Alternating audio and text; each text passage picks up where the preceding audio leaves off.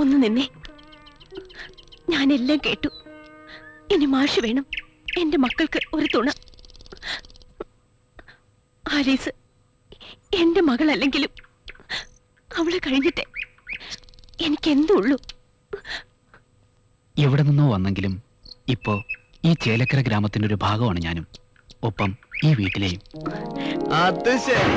അപ്പൊ കുറിയടിച്ചു, മനസ്സമ്മതവും കഴിഞ്ഞു. ഇനി കെട്ട് മാത്രം നടത്തിയാ മതി. അതിനെ ഈ ജോസോടെ വിചാരിക്കണം. ഇന്നലെ താൻ ആലീസിന്റെ മുന്നിൽ വെച്ച് വരട്ടിയപ്പോ ഞാനൊന്നും പറയാതിരുന്നത് പേടിച്ചിട്ടല്ല, അവള് പേടിക്കണ്ടെന്ന് വെച്ചിട്ടാ. ജോസേ, കടിക്കാൻ പറ്റില്ല, പിന്നെ എന്തിനാ കുറയ്ക്കുന്നത്?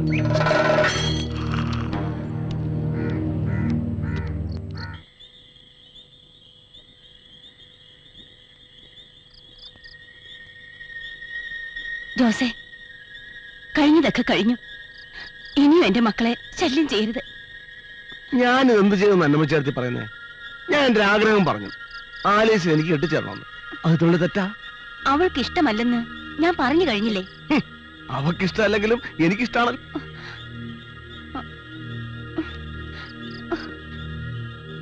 ഞാൻ ഒരുത്തോടെ ഉള്ളപ്പോ എന്തിനാ എടുത്ത് ഈ പെൺപിള്ളേർക്ക് വേറെ ചെറുക്കന്മാരെ അന്വേഷിക്കുന്നത്? ജോസേ, നീ ഇത്ര മോശക്കാരനാണെന്ന് ഞാൻ വിചാരിച്ചില്ല. ദയവേത് ഇവിടെ നിന്ന് പോയി തരണം.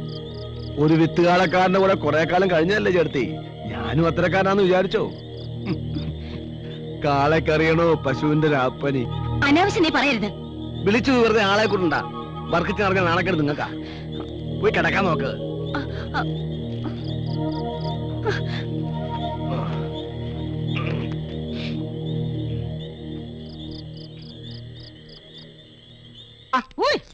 ഇവിടെ വലത്തിരിഞ്ഞ് മേപ്പോട്ട് നോക്ക്. ഇവിടെ വാനര മുകളിലായിരുന്നാ? എവിടെ റോക്കറ്റ് വിട്ടല്ലോ പോകുന്നത്? ഒന്നും പറയണ്ട കുട്ടപ്പ, ഇന്ന് പാല് നേരത്തെ തീർന്നു പോയി. അത് തൂക്കി പിടിച്ചിരിക്കാണ്ടപ്പോഴേ തോന്നില്ല, നാട്ടുകാരെ കൂടി അറിയിക്കണോ?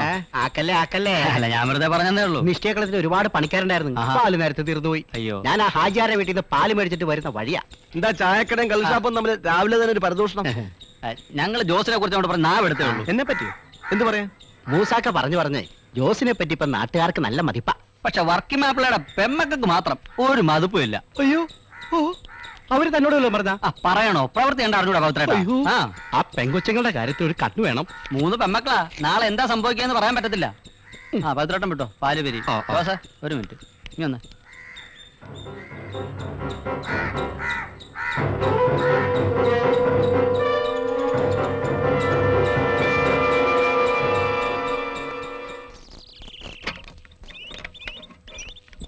ഹലോ, ഒന്ന് നിന്നേ. എന്താടാ മര്യാദയ്ക്ക് പറഞ്ഞാൽ നീ കേക്കില്ലല്ലേ? ജോസ് ആരെയും ഒരിക്കലേ ഉപദേശിക്കൂ, പിന്നെ പ്രവർത്തിച്ച ശീലമുള്ളൂ.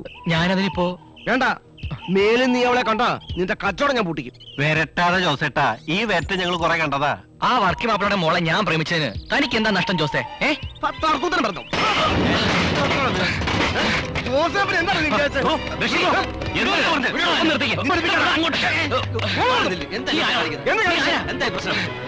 നീ എന്താണ് വിചാരിച്ചത്?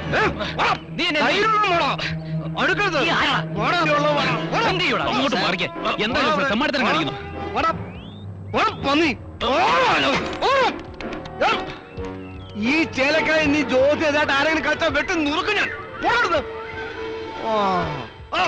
അവൻ ഒരടി കൂടെ മുന്നോട്ട് വന്നിരുന്നാൽ കത്തി ഞാൻ അവന്റെ പള്ളക്ക് കയറ്റിയനെ. എന്റെ മുത്തപ്പ, ആ കത്തിയെങ്ങാണം പള്ളക്ക് കയറിയെന്നെങ്കിലേ ഞാൻ സാക്ഷി പറയേണ്ടി വന്നേനെ.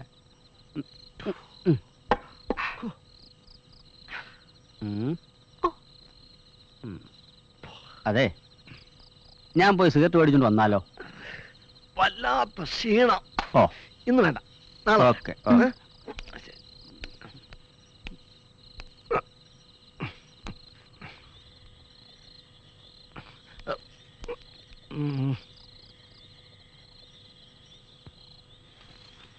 ഞാൻ ഇവിടുത്തെ കുടുംബക്കാരനായ നാട്ടുകാർ പറയുന്നത്. വർഗിച്ചാന്റെ സന്തോഷത്തിന് ഇത് ഇരിക്കട്ടെ ഇവിടെ, അല്ലേ? ഞാൻ വരട്ടെ. ജോസേ, ഈ കട്ടിലിനടി ഒരു സാധനം ഇരിപ്പുണ്ടായി, ഇങ്ങെടുത്ത് തന്നെ. ഈ സാധനമാണോ? ഇത് ആ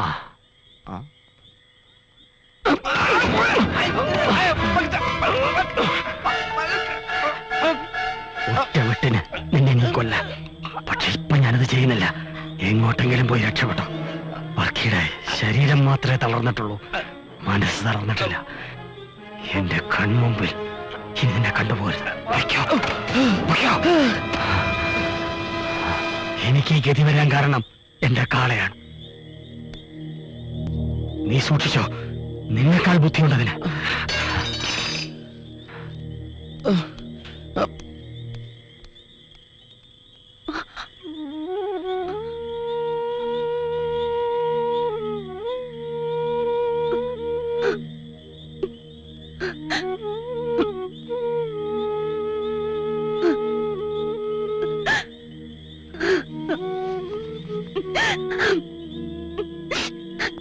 എന്നോട് പൊറുക്കണം. ചെയ്തു പോയ തെറ്റുകൾക്ക് എനിക്ക് മാപ്പ് തരണം. എന്നെ വെറുക്കരുത്. ഞാൻ ചെയ്ത തെറ്റുകൾക്ക് കർത്താവ് തന്ന ശിക്ഷയാണിത്.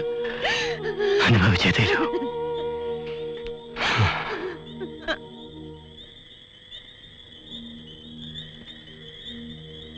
എനിക്ക് ഈ ഗതി വരാൻ കാരണം എന്റെ കാളയാണ്. നീ സൂക്ഷിച്ചോ, നിന്നെക്കാൾ ബുദ്ധിയുണ്ടതിന്.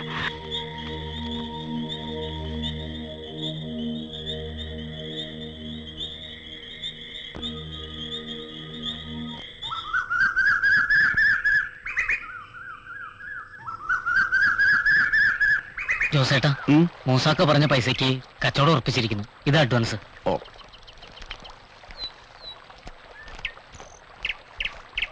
എല്ലാം ഉണ്ടല്ലോ. എന്നാ ഞാൻ പോട്ടെ.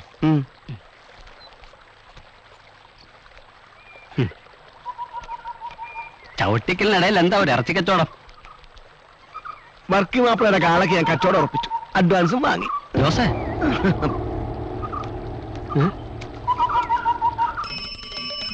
ആ ഒന്ന് നിൽക്കണേ. ഋഷി,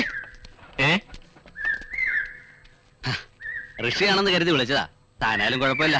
എന്താ കാര്യം? നമ്മുടെ വർക്കിയുടെ കാളെ ജോസ് വിൽക്കാൻ പോവാ. അറുപതുകാരൻ മൂസയുടെ അച്ചരം വാങ്ങി ജോസ്. എന്താ പ്രശ്നം? ജോസ് അടഞ്ഞോ? ഇടഞ്ഞു കാണും. പാവം വർക്കി, ഒരു കുടുംബത്തിന്റെ ചോറല്ലേ ആ കാള. നീ ഇന്ന് തന്നെ ഋഷിയെ കണ്ട് ഇതിനൊരു പരിഹാരം ഉണ്ടാക്കണം. കുട്ടപ്പാളെ ആസാക്കാണോ അതോ കാര്യത്തിലാണോ? വിഷ്ണു, ഇത്തരം സന്ദർഭങ്ങളിൽ ഞാൻ ആർക്കും പാരപണിയാറില്ല. പിന്നെ അല്പസ്വല്പ പ്രശ്നങ്ങൾ നമ്മൾ തമ്മിൽ ഉണ്ടായിട്ടുണ്ടെങ്കിലും ഇതങ്ങനല്ല. ഋഷിയോട് ഞാൻ പറയാം. എന്തായാലും ജോസിന്റെ ചതി ഇറക്കരുത്.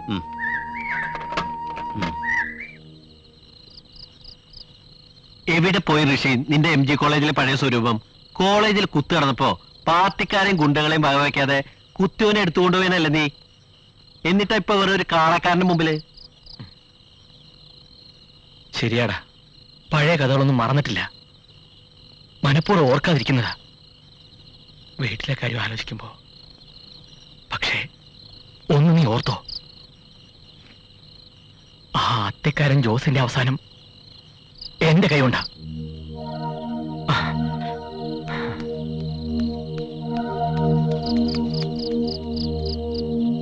ക്ഷമിക്കണമെന്ന് പറയാൻ കൂടി എനിക്ക് വയ്യ. ഒരു വല്ലാത്ത സാഹചര്യത്തിൽ ഞാൻ വർക്കിച്ചിനെ ശപിച്ചു എന്നുള്ള സത്യ. പക്ഷേ ഒരിക്കലും ഇങ്ങനെയൊരവസ്ഥയിൽ ഞാൻ വർക്കിച്ചിനെ കാണാൻ ആഗ്രഹിച്ചിട്ടില്ല. വിചാരിച്ചതൊക്കെ നടത്തണമെന്ന് ആഗ്രഹിച്ചവനായി ഞാൻ. എല്ലാം വിധി. ശരിയാ, ഇനി ഓരോന്ന് ആലോചിച്ചിട്ട് എന്താ കാര്യം? വരുന്നതെല്ലാം നല്ലതിനൊന്നല്ലേ പ്രമാണം? തെറ്റ് ചെയ്യാത്ത മനുഷ്യരില്ല വർക്കിച്ച. ഓരോരോ സന്ദർഭങ്ങൾ വരുമ്പോ നമ്മൾ ഓരോന്ന് പഠിക്കുന്നു.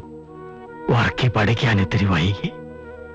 രോഗമില്ലാത്തവരെ അല്ല, രോഗികളാണ് എനിക്ക് ആവശ്യം. കർത്താവ് പറഞ്ഞ എത്ര സത്യമാണ്. കുടുംബ ബന്ധങ്ങളുടെ വില മനസ്സിലാക്കാതെ വർക്കി ഒത്തിരി അഹങ്കരിച്ചു.